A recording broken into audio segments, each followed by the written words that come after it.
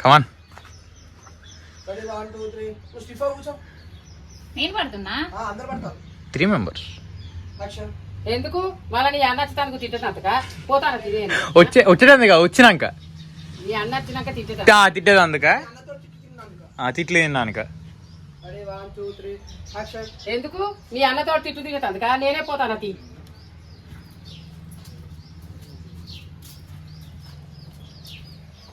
బాబమ్మ going. Enjoy పండుగ అబ్బో అయిపోయింది ఎంజాయ్.